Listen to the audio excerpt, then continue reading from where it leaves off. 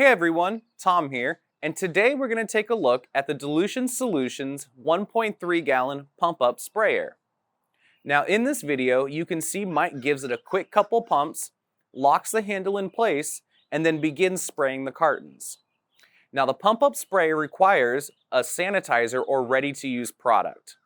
Now, you can even use a dosatron to create or dilute your own RTU or ready-to-use product.